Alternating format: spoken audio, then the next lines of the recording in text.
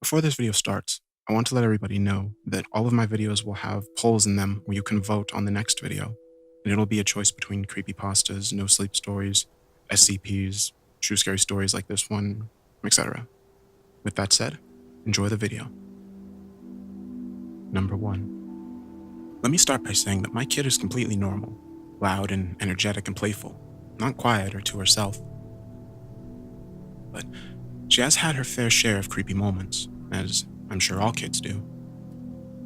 But one incident stands out most of all. She was about 4 years old when her, my boyfriend, and I were driving down a dirt road outside of the town we lived in. There are 2 random graveyards off this road. Not overly old or creepy though. We never paid much mind to them. However, this time, she was looking out the truck window and pointed towards the graveyard and said, "Look at the kids." Boyfriend and I glanced at each other in the front seat and looked towards the graveyard. No one was there. There was never anyone there, as it's basically in the middle of nowhere. We swung the truck around and parked outside the fence so we had a good view of where she had pointed. We asked her, "Do you still see the kids?"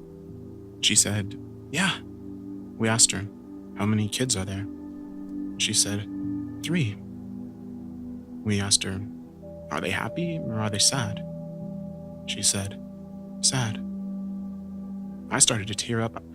I didn't feel scared, just heartbroken, and maybe a little creeped out. She hasn't spoken about the kids in the graveyard since. Number 2.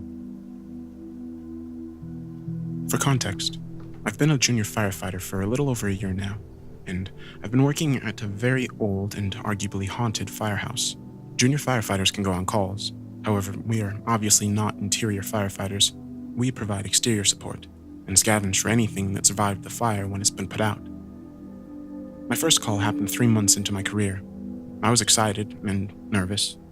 I rode with the chaplain, another junior, and 3 interior firefighters, not including those in the front seats, one of whom I didn't recognize.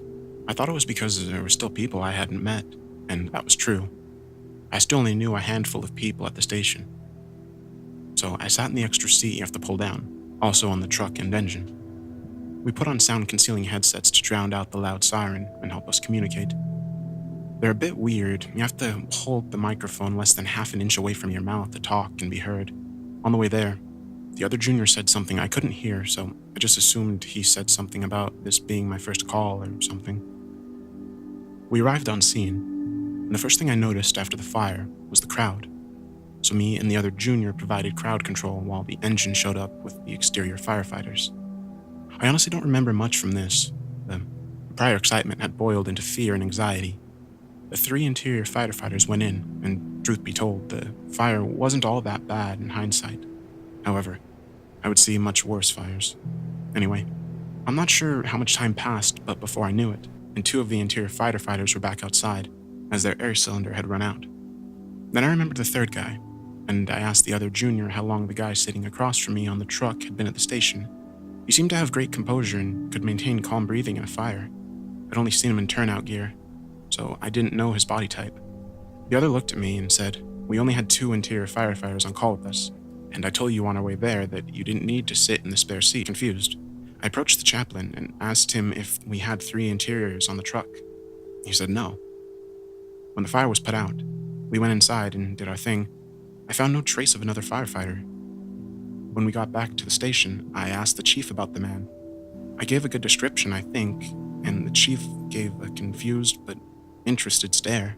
He brought me to the off-duty room upstairs and showed me a picture on the wall, and pointed to a firefighter in his turnout gear along with a much younger chief, and asked me if this was the man I saw. It was, and I told him that.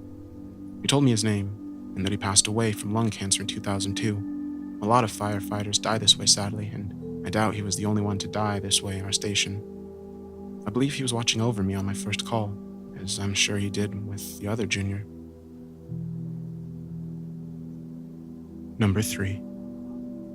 Yesterday I moved into my new place, which is pretty old. Online town records show that it was built in 1848, square feet across 3 floors and a dungeon for a basement. It's an old New England mansion, originally a 1-family, then apparently converted into multiple units at one point and then back into a 1-family. A lot of strange construction work, walled off doorways, a lot of space between the walls of the rooms, 2 staircases that lead to different sections of the basement, 3 going up the second floor. There's also another staircase that leads into a single room nested between the first and second floor, which is in the center of the house. Now I'm staying here alone. Renovation costs. So, last night, my first night alone in this maze of doors and stairways, I had my first paranormal experience. I'd always been a believer, but never saw or felt anything unusual other than sleep paralysis. I'm on the back porch smoking the last cigarette of the night just after midnight. I come inside to the kitchen, walk over to the bathroom, which is connected. Everything's neat, tidy, and in order. I retire to my bedroom, which is actually more like a massive dining room with a small entryway and with a fireplace. It's important to note that I did not go to sleep. I was binge-watching Game of Thrones at 2:30 a.m. I got up to use the bathroom again. I'm walking down the long hallway, and just before I make the sharp left turn into the kitchen, I hit the light switch and immediately jump backwards and was washed over in chills. Heart rate jumped straight to 150. Every single cabinet and drawer was fully opened. I stood there for a second, composed myself, and made a pathetic run across the kitchen for the bathroom. Again, just before entering, I hit the lights. Now my heart rate was at 200. The bath is in the same condition as the kitchen. Every drawer and cabinet door, and the vanity mirrors. Also, I quickly noticed that the shower curtain is shut, concealing the shower, when I know it was fully open last I was there. It's an old habit. Closed curtains always freaked me out. I left everything as is, and just went back to my room, rather quickly.